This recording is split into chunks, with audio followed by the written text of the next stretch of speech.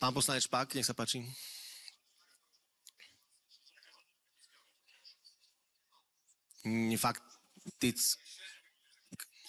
Špak bol prihlásený 20 minút, vážený kolega, takže treba sledovať tabuľu a dianie a nepobehovať tu.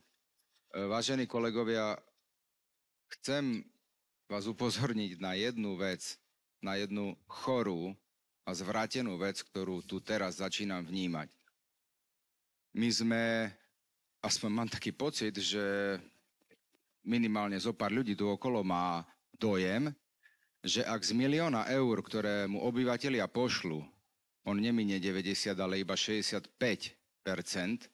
že to je super obhajoba. Fakt si to uvedomme. Ľudia sa nám vyzberajú 1 000 000. Pošlu ich do úradu mestskej časti ten 1 000 000 a očakávajú za ňo, že niečo dostanú. Ak 65, rušite ma pani starostovia a pani starostky, ak 65% miniem na to, že by som uvažoval, akú súkromnú firmu si najmem na tých zvyšných 35%, ktorá má ešte 30% zisk, ale nechá ma dorozprávať. No to nie sú špakoviny, to sú čísla. Vy ste to pred chvíľou povedali, že 65%...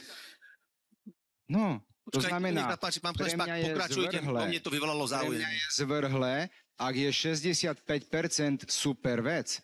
Bohužiaľ to tak nemôže byť. My nemôžeme minúť 65% na to, aby sme skontrolovali, či 35 sme investovali dobre.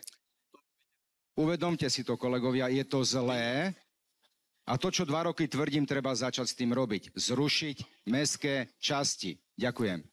Ďakujem pekne.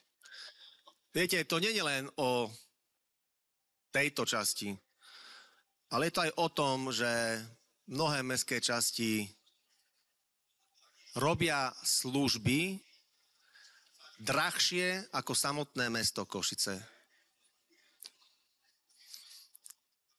Nie je to naopak. Ja som si, pán poslanec Matoušek, pozrel vaše miestne zastupy.